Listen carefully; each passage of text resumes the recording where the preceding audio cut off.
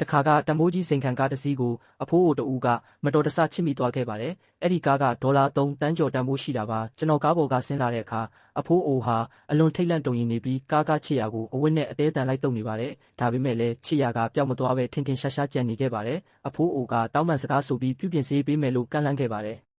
ဒါပေမဲ့အဲ့ဒီချစ်ရာကိုပြင်ဖို့အတွက်တင်အနည်းဆုံးဒေါ်လာ30ခန့်ကျသင့်မှာဖြစ်လို့အဖိုးအိုခများမတက်နိုင်ရှာပါဘူး။သူဟာပတ်စံအများကြီးမရှိတဲ့အတွက်ကြောက်လန့်တုန်လှုပ်သွားပါတယ်။အဲ့ဒီအချိန်မှာကျွန်တော်ကကားနောက်ဖုံးထဲက baseball ရိုက်တံကိုထုတ်လိုက်တဲ့အတွက်ဘေးကကြည့်နေတဲ့သူတွေကအဖိုးအိုကိုရိုက်တော့မယ်လို့ထင်မှတ်ခဲ့ကြပါတယ်။ကျွန်တော်ဟာရိုက်တံကိုမြှောက်ပြီးအဖိုးအိုရဲ့သုံးပြီးဆိုင်ကယ်ကိုပြင်းပြင်းထန်ထန်ရိုက်ချလိုက်ပါတယ်ပြီးတော့ခမည်းကကျွန်တော်ကားကိုချစ်တယ်အခုကျွန်တော်ကခမည်းသားဆိုင်ကယ်ကိုရိုက်လိုက်ပြီဆိုတော့ကျွန်တော်တို့အကျွေးကြေသွားပြီလို့ပြောလိုက်ပါတယ်။အဖိုးအိုကတော့ပတ်စံပေးခြင်းနေလုံးမှာပဲ။ဒါပေမဲ့သူ့မိသားစုကိုလိုက်ရှာနေတဲ့အဖိုးအိုရဲ့အခြေအနေကိုကြည့်ပြီးကျွန်တော်ကစာနာမိတာကြောင့်ပတ်စံမယူပဲအမြန်ပြန်ခိုင်းလိုက်ပါတယ်။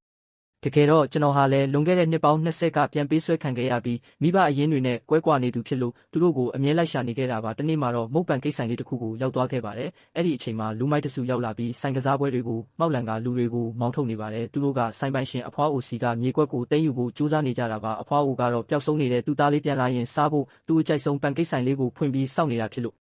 ဆိုင်ကိုမဖြတ်ခိုင်းပါဘူး။သူဟာသားဖြစ်သူအတွက်နေတိုင်းငိုလုံးလို့မျက်စိတောင်ကွယ်နေရှာပါပြီ။ကျွန်တော်အဲ့ဒီပန်ကိတ်ကိုမြည်ကြည့်လိုက်တဲ့အခါကျွန်တော်အမေချက်ကျွေးခဲ့တဲ့လက်ရအတိုင်းဖြစ်နေတာကိုသတိထားမိလိုက်ပါတယ်။အဲ့ဒီအချိန်မှာလူမိုက်တွေကမြေပိုင်ဆိုင်မှုစာချုပ်ကိုလူယူသွားကြပါတယ်။ကျွန်တော်ကဝင်တာပြီးသူတို့ကိုစုံမလိုက်ပေမဲ့လူမိုက်ခေါင်းဆောင်ကကျွန်တော်ကိုတခုခုနဲ့ပြစ်ပေါက်လိုက်တဲ့အတွက်ခဏတာလူစုကွဲသွားပြီးသူတို့ကကျွန်တော်ကိုဝိုင်းဖိထားလိုက်ကြပါတယ်။ဒါပေမဲ့ကျွန်တော်ရဲ့လက်ပတ်နာရီကအရေးပေါ်ကာကွယ်ရေးစနစ်ပါဝင်တာကြောင့်ကျွန်တော်ရဲ့တက်တော်ဆောင်တွေချက်ချင်းရောက်လာပြီးလူမိုက်တွေကိုနှိမ်နှင်းပေးခဲ့ပါတယ်။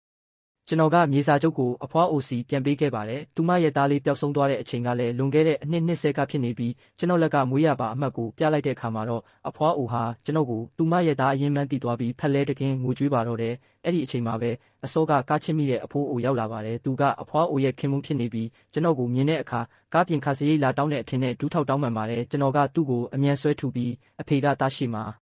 ဒူးမထောက်ရပါဘူးလို့ပြောလိုက်တဲ့အခါအဖိုးအိုဟာအံ့အားသင့်သွားပါတယ်။အမေဖြစ်သူကဒါငါတို့ရဲ့သားလေးလေးလို့ရှင်းပြလိုက်တဲ့အခါမှာတော့ကျွန်တော်တို့မိသားစုဟာနှစ်ပေါင်း20အကြာမှာပျော်ရွှင်စွာပြန်လည်ဆုံစည်းနိုင်ခဲ့ကြပါတော့တယ်